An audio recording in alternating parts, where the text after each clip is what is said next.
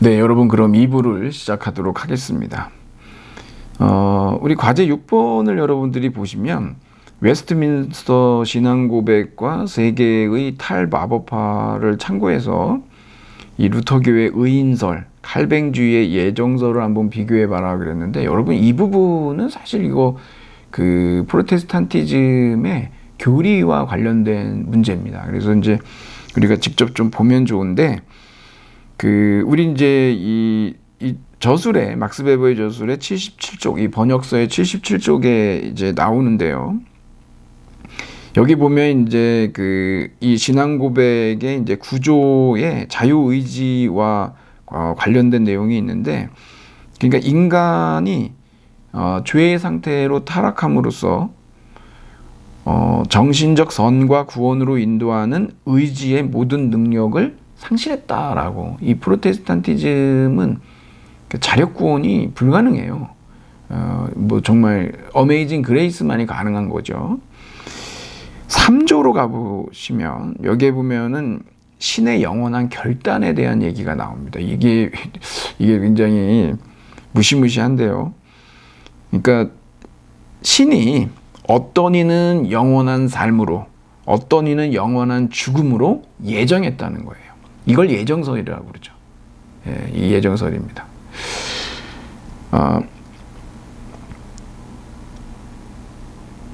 이거는 신의 어떤 영원하고 불변적인 의도, 은밀한 결의, 임의적인 의지, 이거에 따라서 선택한 거라는 거죠. 그래서 이것은 자유로운 은총과 사랑에서 나온 것이지, 신의 어떤 신앙이라든가 선행이라든가, 이게 왜 중요하냐 그러면, 여러분 내가 이제 아주 예배를 잘 드린다든가, 또 이제 교회에 출석을 잘 한다든가, 많은 좋은 일을 한다든가, 이렇게 해서 이렇게 영원한 삶으로 예정되고 이런 게 아니라는 거예요.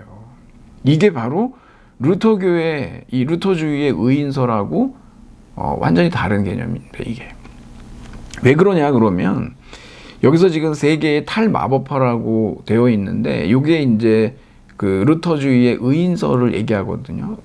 사실상 이 사도 바울이 로마서에서 이신칭의라고 하는 그러한 교리를 주장을 하는데요. 그러니까 믿음으로 의롭다함을 인정받는다라고 하는 것이 이신칭의론인데, 믿기만 하면 되는 거거든요. 그래서 이제 의인설이라고 하는 이 주장은 뭐냐면, 우리가 죄를 범할 수 있죠. 하지만 거기에 대해서 참회를 하면 다시 그러한 구원을 받을 수가 있다는 거예요. 그러니까 회개만 하면 된다라고 하는 것이 의인설이거든요. 그런데 칼뱅주의에서의 이 예정설은 그렇지가 않습니다. 아무리 선행을 하고, 아무리 참회를 하고, 성례를 하고, 예배를 드리고, 설교를 듣고, 그 어떤 그러한 구원을 위한 하나의 수단이라고 생각하는 것들을 한다 하더라도, 이미 신은요, 영원한 생명, 영원한 죽음, 그거 다 선택해 놨다는 거예요, 미리. 소용이 없다는 거죠, 이게. 그러니까 여기에서 이제 상당한 전대미문의 개인적인 고립감과 불안감과 초조함과 이런 것들이 이제 등장하게 된다라고 하는 것이죠. 여러분들이 이 루터교의 의인설하고 이 칼뱅주의의 예정설이 이렇게 다르다는 걸 아셔야 되고, 칼뱅주의의 예정설은 그러니까 이 구원의 대상은 소수예요. 근데 누군지를 몰라요. 그리고 그러한 선행을 하고 그 외에 어떤 다른 그러한 종교적인 숭고한 행위를 한다 하더라도 신의 의지가 바뀌지는 않습니다. 이미 결정되어 있기 때문에. 루터교는 그렇지 않다라고 이제 주장을 하는 것이죠. 그래서 왜 이게 세계의 탈마법파냐 그러면, 이 마법파라고 하는 것은 결국 주술적인 의미를 갖고 있다라고 하는 것이죠. 그러니까 내가 무엇을 선행을 하면 거기에 따라서 신이 이제 구원해 주는 것으로 바뀔 수 있는, 근데 이런 관계가 아니라는 거예요. 이미 이거는 흔들리지 않는 그러한 어떤 창조 이전에 신의 그 자유로운 의지에 의해서 결정되어 있기 때문에 그렇다라고 하는 것이죠. 그러니까 이제 재미난 문제가 생기는 거예요. 7번째로 가보면 종교적 구원 감정. 그러니까 여러분 한번 여러분의 감정을 한번 대입을 해보시면 그럼 나는 선택됐을까? 그러니까 영원한 삶으로 예정이 돼 있을까 내가? 그리고 선택되었다면 나는 그 선택을 어떻게 확신할 수 있을까라고 하는 거. 예. 이게 이제 종교적 구원 감정이죠. 이거 어떻게 확신할 수 있겠습니까, 사실. 예. 도대체 어떻게 할 수 있을까라고 했을 때 여기에서 이제 두 가지 상호 결부된 목회적인 권고가 이제 등장을 한다라고 하는 것이죠. 첫째는 뭐냐 그러면 일단은 뭐 알 수는 없잖아요. 하지만 자신이 선택받았다. 예, 영원한 삶으로 선택받았다라고 하는 자기 확신을 끊임없이 가져야 된다는 거죠. 그건 주관적인 겁니다, 물론. 예. 그러니까 주관적 확신을 스스로 가져야 돼요. 예. 두 번째는 뭐냐면 그것이 겉으로 드러나는 어떤 표지, 지표 같은 게 있으면 좋겠죠. 그래서 여기에서 등장하는 게 뭐냐면 부단한 직업노동이라고 하는 거죠. 예. 그러니까 그 신의 영광을 위해서 예. 어떤 그 자신의 직업을 아주 금욕적으로 일을 하는 거예요. 화폐를 취득하고 돈벌이 하는 거. 근데 이것이 무엇 때문에 하느냐 그러면은 개인적인 영달이라든가 어떤 향락을 위해서가 아니라 신의 영광을 위해서 한다라고 하는 거죠. 그래서 여기에 가면은 결국은 이런 돈벌이의 목적 자체가 어디에 있냐면 돈 버는 것 자체에 있다는 거예요.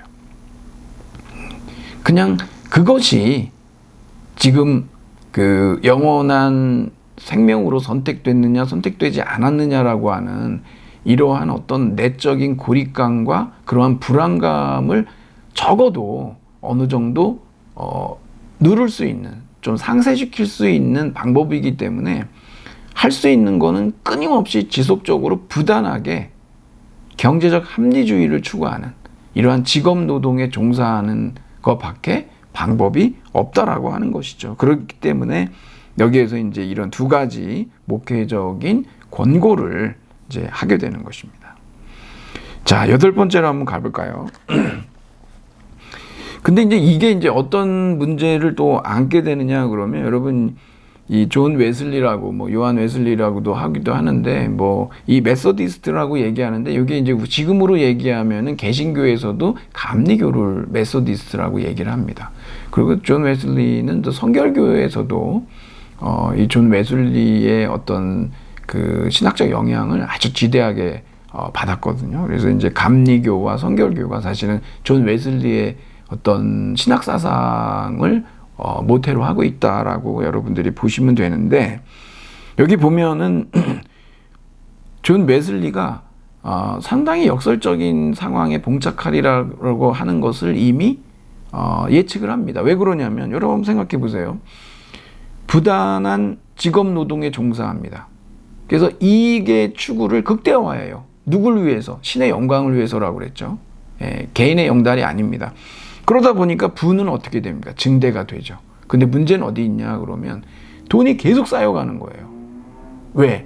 이 사람들은 향락이나 쾌락이 목적이 아니고 금욕적인 직업 노동이 목적이기 때문에 부는 증대되는데 부가 늘어나다 보니까 결국 어떻게 되냐 그러면 종교적인 열광은 감소하는 대단히 역설적인 상황이 연출이 될 수밖에 없다라고 하는 것이죠. 그래서 나중에는 어떻게 되냐 그러면 철창이자 감옥인 고도로 발전된 이 자본주의 여기에 대한 그 우려가 이제 등장을 하게 되죠. 그래서 여러분이 위에 이제 지금 나와 있듯이 메소디스트들은 도처에서 근면하고 절약한다. 당연히 제사는 늘죠.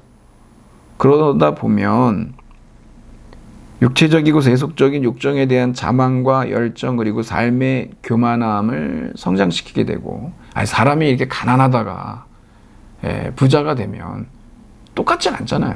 그렇게 되는 거죠. 그래서 종교 형식은 그대로이나 그러한 정신은 점차 사라져간다. 그러니까 한국교회 같은 경우도 이 프로테스탄티즘이죠. 한국교회가 어떤 그 양적 성장을 이제 80년대 후반부터 엄청나게 하게 된단 말이에요. 어떤 문제가 생겼습니까? 제가 설명 안 해도 여러분들이 다 아시잖아요. 지금 우리가 누구나 좀 얘기하듯이 그때만 해도 80년대 후반만 해도 교회가 세상을 걱정했다라고 한다면 지금은 거꾸로요. 예. 뭐 온갖 어떤 정말 그 종교가 어떤 빛과 소금의 역할이 아니라 오히려 정말 짠맛을 잃은 그러한 뭐 무늬만 그 소금인 그렇게 얘기를 해도 정말 할 말이 없는 그 프로테스탄티즘 아닙니까? 뭐 다 마찬가지죠. 그 정도라는 거죠. 그래서 이게 사실상은 결국은 이 존 웨슬리가 이미 그 예상했듯이 결국에 가서 이러한 누구보다도 부지런하고 근검절약하는 그러다 보면 돈이 쌓이고 당연히 자연스럽게 어떤 종교적 열정은 줄어들게 되는 미래설적 상황으로 가게 된다는 거죠. 어떻게 해야 될까요? 그래서 이런 순수한 종교의 이러한 점진적 타락을 방지할 수단은 정말 없는 것인가? 그리고 막스 베버는 이제 이 프로테스탄티즘의 윤리와 자본주의 정신에서 뭐라고 얘기하냐면 이 문화 발전의 최후의 인간, 이 최후의 인간이 지금 여기서 얘기했듯이 바로 이런 상황에 봉착한 인간을 얘기하는데 정신없는 전문가, 그렇죠? 예. 그리고 가슴 없는 향락자, 이 공허한 인간들은 인류가 전례 없는 단계에 도달했다고 생각할 것이다 라고 하는 것이죠. 막스 베버도 이런 자본주의 그리고 자본주의 정신의 끝이 이게 낙관적이지 않다라고 이미 이 얘기를 통해서 최후의 인간이라고 하는 이 대목을 통해서 얘기하고 있는 것이죠. 예. 이미 이제 자본주의 또 자본주의의 정신은 없는 그냥 돈 어떤 그 부를 끝없이 추구할 수 있는 전문 기술자 뭐 그렇게 될 수밖에 없고 가슴 없는 뭐 향락자 뭐 결국 이런 것들이 얘기하는 내용은 뭐냐 그러면 어떤 그 금욕적인 프로테스탄티즘 그러한 어떤 신앙도 없고 종교적 신앙 열정도 없고 거기에다가 또 어떤 자본주의의 정신도 상실한 그게 이제 최후의 인간이라고 하는 얘기죠. 무슨 방법이 있을까요? 그러니까 지금 우리가 80년대 양적으로 성장한 프로테스탄티즘 왜 그 지금과 같은 이러한 많은 문제들을 안게 됐을까요? 그러지 않기 위해서 할 수 있었던 방법은 무엇이 있을까요? 근데 존 웨슬리가 이미 얘기를 좀 했습니다. 뭐라고 얘기했냐 그러면 베풀어라 그랬거든요.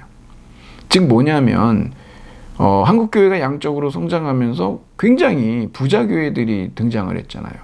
거의 뭐 그 메가급으로 큰 교회들도 등장을 했는데 이 교회들이 이제 뭐 선교를 한다고 그래서 세계 선교도 하고 뭐 다른 어떤 그 지역에 있는 개척 교회들도 돕고 많이들 했지만 주로 한 것이 이제 성전을 재건축하는 그런 아무래도 이제 그런 쪽에 그리고 또 땅 사고 그런 것들이 결국 어떤 문제를 낳았습니까? 뭐 교회가 이제 주식회사냐라는 얘기가 나오고 그리고 왕왕 그 어떤 시사 그 탐사 보도 이런 걸 통해서 보면 교회가 엄청난 돈을 갖고 있는 것을 우리가 이제 사실은 많이 알고 있지 않습니까? 교회뿐만이 아니죠. 사실 그걸 베풀었으면 지금과 같은 이런 상황에 봉착하진 않았을 것이다. 그런데 모르긴 해도요. 저도 이제 들은 바가 있는데 그것을 그렇게 했던 그런 그 소위 어떤 종교적인 그 신앙 열정을 저버리지 않았던 그러한 교회들도 없진 않습니다. 저도 좀 뭐 들어서 알고 있는 데들이 있는데 아무래도 이제 주로는 그렇지 못했다라고 하는 거 그런 것들이 결국 한국 교회의 이런 어떤 치명적 위기를 가져오는 하나의 뭐 원인이 아니었겠느냐라고 얘기한다면 틀린 말은 아닐 거라고 생각이 듭니다. 자, 그렇게 한번 여러분 보도록 하시고요. 그리고 마지막으로 우리가 이 연옥의 탄생이라고 하는 그 자크르고프의 책이 있는데 그 이 얘기는 왜 제가 좀 드리냐면 여러분 제가 나눠드린 그 자료를 한번 좀 보도록 하시죠. 한번 여러분들이 좀 읽어보시는데 거기 이 베버태제와 관련된 논쟁의 소용돌이 뭐 이런 얘기가 있어요. 여기에서 이제 보면은 이 베버태제에 대한 비판이 크게 두 가지로 양분이 된다라고 얘기하는데 이 베버가 이 가톨릭하고 프로테스탄트 교파의 경제윤리를 지나치게 단순화하고 일반화했다. 네, 그렇죠, 이거는. 예. 왜 그러냐면 여러분, 이 가톨릭이 굉장히 어떤 반자본주의 뭐 이렇게만 한 것 같아도 그렇지 않습니다, 이게. 이 자크르고프라고 하는 사람이 이제 사학자로서 아나락파 있지 않습니까? 그러니까 이들이 이제 역사도 그냥 단순히 역사로만 보는 게 아니라 그 주변에 있는 경제라든가 과학이라든가 법률이라든가 뭐 종교라든가 이런 수많은 뭐 예술 뭐 이런 것들하고 같이 종합을 하면서 거기에서 역사를 좀 입체적으로 들여다보려고 하는 그런 작업들을 시작했거든요. 그러다 보니까 자크르고프가 이 종교와 역사 이 두 가지를 놓고서 한번 살펴봤더니 이 연옥의 탄생이라고 하는 아주 이 두꺼운 책이 있어요. 여기에 보면은 그 리에주의 고리대금업자 구원 이야기가 나옵니다. 이게 여러분 고리대금업이라고 하는 것은 아주 성경에서도 금지되어 있고요. 고리대금업을. 그리고 이 고리대금업에 종사했던 사람들이 누구냐? 그러면 유대인들이었어요. 사실 여러분 이 반유대주의의 시작은 성경에서부터 시작이 되지 않습니까? 심지어 이제 예수를 판 사람이 누굽니까? 가롯인 유다죠. 그렇게 이름을 넣어버렸단 말이죠. 그 성경의 그 기자들이라고 보통 표현하는데 그러한 어떤 그 공간복음 기자들이 그 유다라고 이름을 씀으로써 그 유대인들에 대한 그 예수를 죽였다라고 하는 그 유대인들에 대한 이제 문제들이 대두가 되고 그것도 여러분 로마 식민지에서의 어떤 친로마 그 성향들이 얼마나 커져가는지 우리 뭐 친일파하고 똑같은 거죠. 그 일제 강점기 때 그런 것들을 좀 볼 필요가 있습니다. 역사적으로도. 그러다 보니까 이제 이 반유대주의가 이제 시작이 되고 거기에서 이제 이 고리대금업도 그러니까 이미 이게 뭐 저주받은 항상 그 배제와 차별의 대상이 되는 이들은 이제 결국은 예수를 죽였다라고 하는 용서받지 못할 죄를 지었기 때문에 이러한 어떤 죄악과 관련된 행위들은 그들에게 그 직업으로서 굉장히 적절하다. 그래가지고 고리대금업을 유대인들한테 이제 시킨 거죠.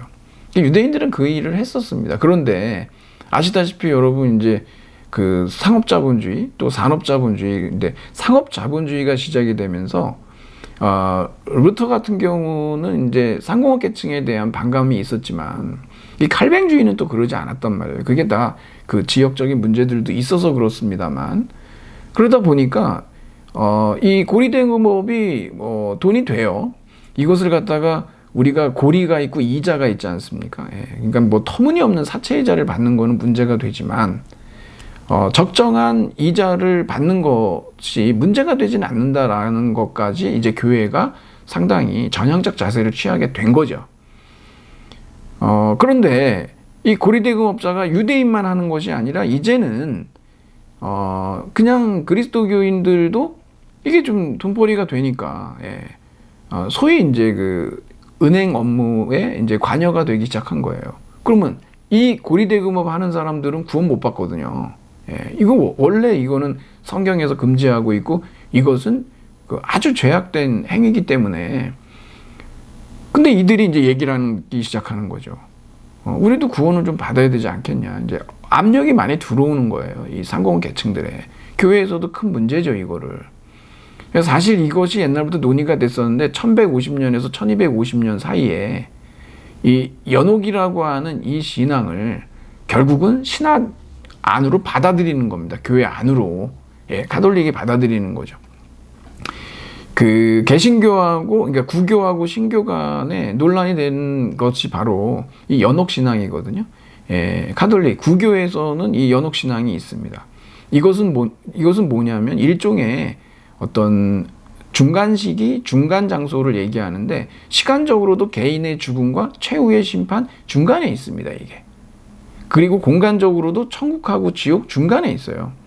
이것의 어떤 성경적인 근거 뭐 없다고도 얘기하는데 뭐 누가복음에 나오는 뭐 아브라함의 품 뭐 굳이 얘기하자면 뭐 찾아내지 못할 이유는 없겠죠. 그렇게 얘기를 하는 겁니다, 이게. 여하튼 간에 이제 그 연옥에 대해서 인정하지 않죠. 프로테스탄티즘은. 하지만 이제 가톨릭 같은 경우는 인정을 하는데 그 이유는 어디 있냐 그러면 바로 이러한 고리대금업에 종사하고 있는 그리스도교인들도 구원받을 수 있는 그런 어떤 좀 그 채널을 열어줘야 되지 않느냐. 그런 고민 끝에 나온 것이 바로 연옥이라고 하는 곳의 탄생이죠. 이 속에서 이들은 정화의 과정을 거칩니다. 그래서 리에주의 고리대금업자는 그 아내가 있는데 이 아내가 이 남편을 위해서 자기가 은둔수녀가 되겠다. 그래가지고 자그마치 14년을 대도라고 그러죠. 이 남편을 위해서 대신 기도를 합니다. 이 7년마다 처음에는 검은 옷을 입고 망령이 나타났다가 또 7년을 하니까 흰 옷을 입고 나타났다가 그 다음에는 이제 천국으로 가는. 그래서 거기 이 연옥으로부터 벗어나게 되는 그런 얘기가 나오거든요. 그래서 이제 자크 로고프는 뭐라고 얘기하냐? 굉장히 도발적인 주장을 하는데 자본주의의 탄생에 무엇이 기여했냐? 그러면 바로 이 연옥이 기여했다라고 주장을 하는 거죠. 상당히 그래서 이제 이게 아주 재밌는 얘기가 되는 겁니다. 그러니까 여기에서 지금 베버가 얘기하듯이 가톨릭은 전통적인 경제윤리로 해가지고 뭐 부자와 여기 우리가 부자와 천국 얘기처럼 그런 식으로 부자 천국 못 간다라고만 그렇진 않다라는 거죠. 일단 가톨릭 교회에서도 이러한 어떤 그 새로 부상하고 있는 상공계층이나 부르주아 계급들을 어떻게 어떤 구원시킬 것인가라고 하는 교리적인 고민들이 있었고 그런 내용들이 이렇게 찾아볼 수 있다는 겁니다. 이렇게 여기 이제 토마스 아퀴나스 얘기도 나오죠. 그래서 우리가 이제 이 고리와 그 이자의 어떤 그 구분은 필요하다라고 하는 겁니다. 그래서 그 다음으로 좀 가보면 중세 가톨릭의 전통적 경제윤리하고 프로테스탄트의 근대적 경제윤리를 이렇게 비교하면서 여기 자크 로고프도 나오잖아요. 돈과 구원이라고. 왜 이렇게 변해갔냐? 바로 이제 유대인들에게만 허용되어 있다가 기독교인이 고리대금업자들이 이렇게 등장하다 보니까 결국에 가서 연옥을 통해 가지고 이 문제를 이제 해결을 짓는 어떤 그런 교회 노력을 우리가 볼 수가 있는 거죠. 그리고 하나 더 보도록 하겠습니다. 거기 보면은 이제 그 크게 두 가지라고 했는데 이 베버 테제에 대한 논란이 되는 것이 두 번째가 뭐냐면 소위 이제 인과관계에 대한 해석 차원의 문제다 그랬는데 이게 이제 아예 이 문제에 대해서는 사실 이게 논란이 될 이유가 없습니다. 왜 그러냐면 이 막스 베버가 아예 이 서문에서 얘기를 해요. 뭐라고 얘기하냐면 그 근대적 경제 생활의 정신하고 금욕적인 프로테스탄티즘의 합리적 윤리 간의 연관성을 다루는데 여기서 단지 인과 연세의 한 측면만을 다룬다라고 얘기를 해요. 그렇기 때문에 여기서처럼 이렇게 아주 그 어떤 총체적인 그런 인과관계로 얘기하는 건 그거는 사실은 이건 뭐 손바닥으로 뭐 하늘을 가려고 하는 것이고 이건 뭐 어불성설이죠. 그래서 일단 그것에 대해서는 우리가 좀 바로잡을 필요가 있고 근데 문제는 또 이게 있습니다. 뭐냐면 지금 우리가 이게 종교 사회학인데 그러니까 종교와 어떤 자본주의 이 종교와 어떤 경제 이것의 어떤 서로의 상관관계를 얘기를 하는데 어떤 것이 원인이고 어떤 것이 결과냐라고 얘기했을 때 이 막스 베버가 주장하는 거는 뭐냐면 프로테스탄티즘의 그 윤리가 자본주의 정신의 기원이다. 그것이 원인이 돼서 이런 결과가 나온 것이다라고 얘기하지만 여기 지금 이제 톤이라고 하는 이런 연구자에 의하면 오히려 그것이 역방향일 수 있다라고 하는 거죠. 그렇지 않겠습니까, 여러분? 왜 그러냐면 이 자본주의라고 하는 이러한 어떤 경제 형태가 등장을 하고 이것을 구사하는 그런 계층들이 어떤 종교적인 어떤 신앙 형태들을 갖게 됐고, 그래서 그 프로테스탄티즘의 그런 어떤 신앙의 정신이 오히려 사후에 이것들을 정당화해 주는, 뭐 어찌 보면 공모 관계에 있는 거죠. 그래서 이게 원인과 결과가 사실은 방향이 잘못됐다라고 얘기하는 거죠. 그래서 이제 소위 이제 부자와 천국 얘기에서도 나오지만, 치부를 한다라고 하는 것은 항상 천국 들어가기 어려운 행위인데, 그것은 일종의 악덕이라고 볼 수가 있겠죠. 그것은 어떤 죄악된 행위를 하는 것으로 이제 얘기할 수가 있는데, 이것에 대해서 이제는 하나의 미덕으로 이렇게 바꿔줄 수 있는, 그게 이제 이 종교적인 사후 정당화로 우리가 얘기할 수가 있다라고 하는 겁니다. 자, 제가 방금 전에 말씀드렸던 그러한 인과론에 대한 얘기도 여기서 이제 언급이 이렇게 돼 있고, 마지막으로 가보면 여러분, 지금 소위 이제 오기스트 콩트, 아까 우리가 얘기했지만, 처음에 이 사회학의 형성 시기, 최초의 이제 사회 이론가들인데, 이 콩트 같은 경우는 소위 이제 경제 결정론이라고 그러죠. 아무래도 여러분, 칼 마르크스도 그러지 않습니까? 사적 유물론 그러고, 적어도 이 막스 베버는 거기에 대해서는 반기를 든 거예요.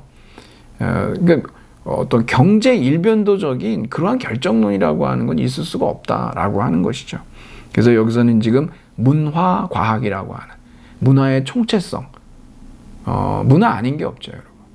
그러니까 이런 것을 전반적으로, 사회 전체적으로 살펴봐야지, 그냥 단순히 경제 하나로만 모든 것이 결정된다라고 하는 거는 받아들일 수가 없다라고 하는 측면이죠.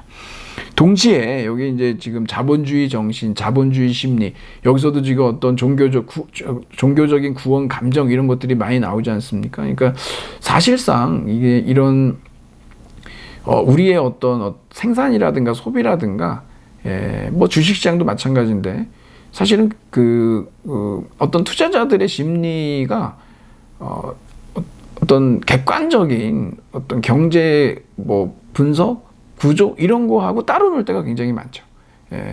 불안감에 투자를 안 한다든가, 사실은 굉장히 튼튼하고 탄탄한 기초를 가지고 있는데도 불구하고 그런 영향들을 많이 받지 않습니까? 그러니까 여기서도 처음으로 이러한 어떤 자본주의의 심리학이랄까 이런 것들을 좀 다룬다라고 하는 측면에서 좀 우리가 이제 특기할 만하다라고 얘기할 수가 있겠습니다.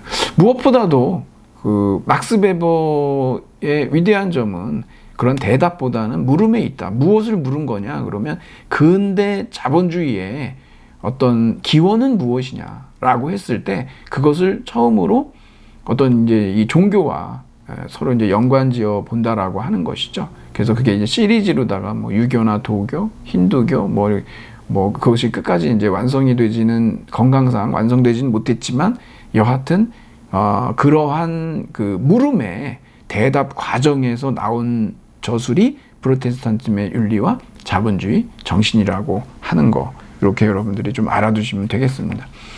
자, 그래서 이제 우리는 이 자본주의의 탄생, 그러니까 자본주의 성장의 어떤 숨은 동력이 과연 생산이냐 아니면 소비냐라고 하는 이 논의에 대해서 이러한 어떤 전반적인 어떤 조망을 하는 것으로 정리를 좀 해보도록 그렇게 하겠습니다. 자, 그러면 여러분 오늘은 수업 여기까지 하도록 하겠습니다. 여러분 장시간 수고하셨습니다. 감사합니다.